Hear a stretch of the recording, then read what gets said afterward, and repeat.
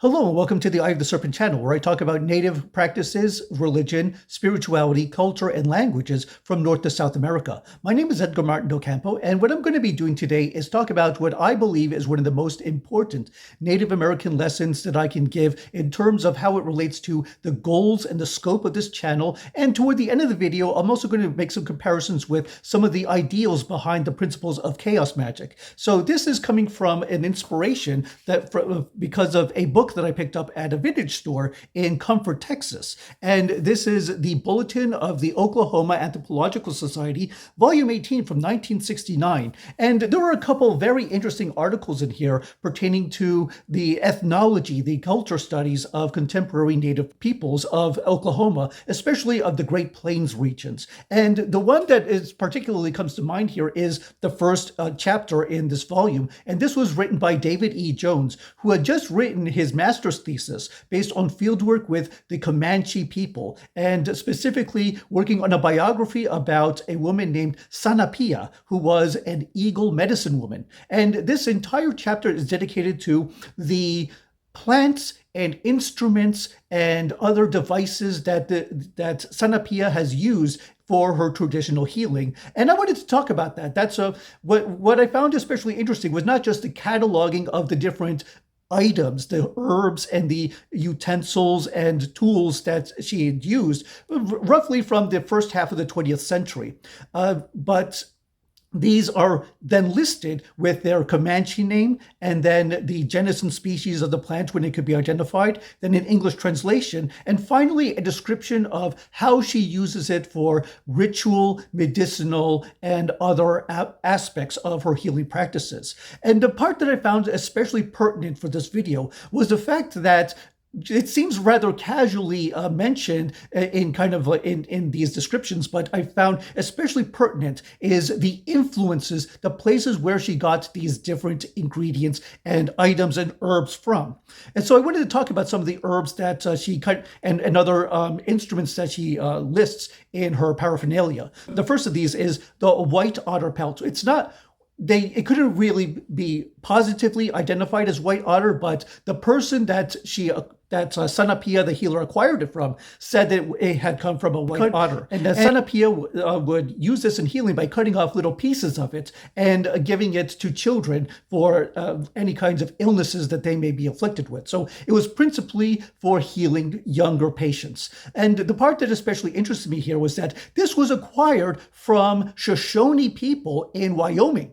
So she traveled all the way from Oklahoma to Wyoming to acquire some of these devices, instruments, and herbs. So I found that was a kind of a first clue as to the direction that I want to give this video.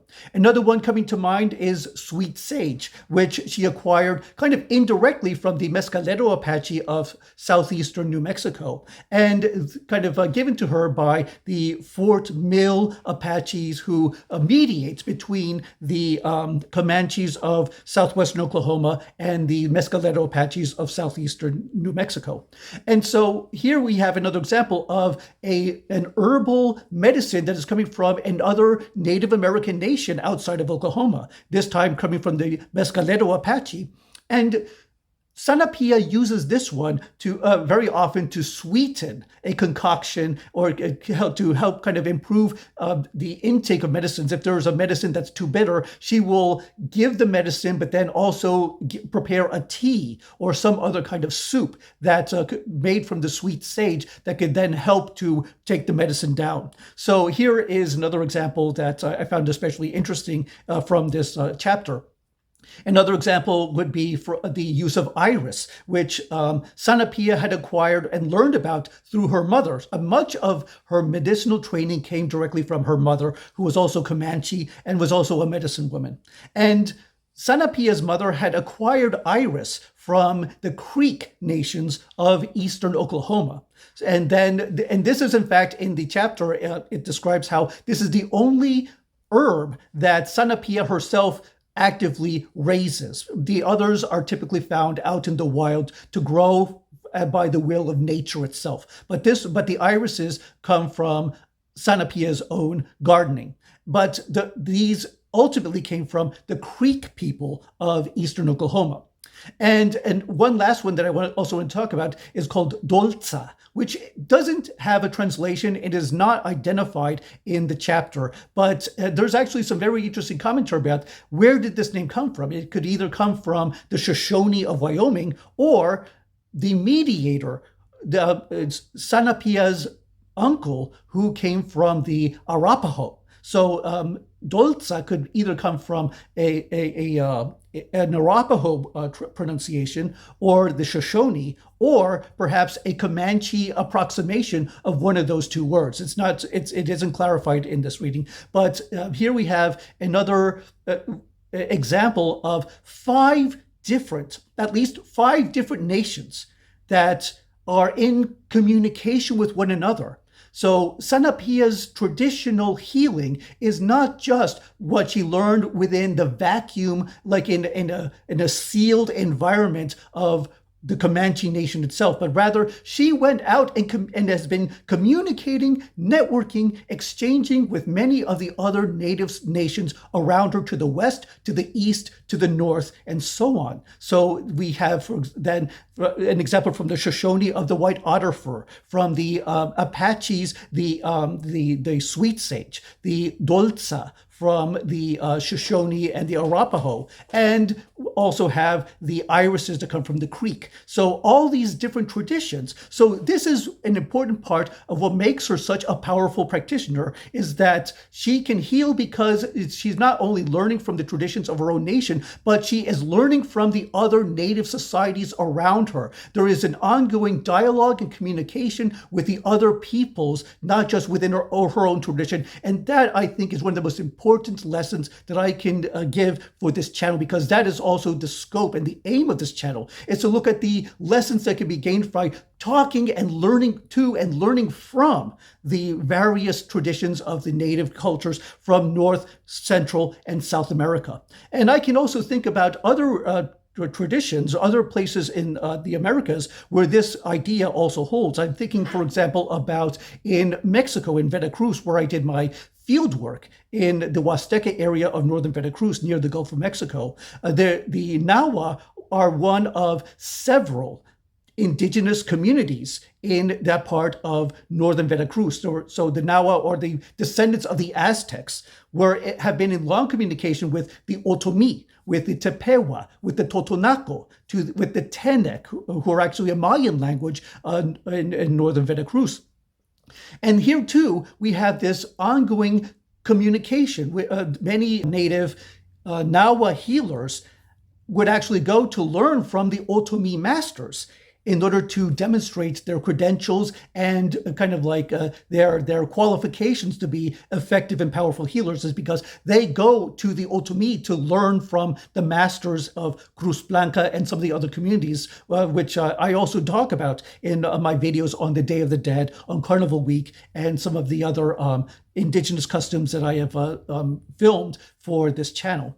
So here in Mexico too, there are examples of healers and other ritual specialists who are qualified and are recognized as powerful because of their ability to learn from people of other communities. So that is so here is a Mexican example. And one last one coming to mind is in Ecuador. I'm thinking about a study by Norman Whitten, who studied the Quichua, the jungle Quichua of Ecuador. And there too, there is an idea that to be a healer or to be a ritual specialist or a shaman, you learn your knowledge not just from within your own community, but you go out into the jungle, you learn from nature, you also go to other communities, other villages, and gain insights and knowledge from your neighbors as well. So the fact that I can even make these comparisons across North America, Meso, and South America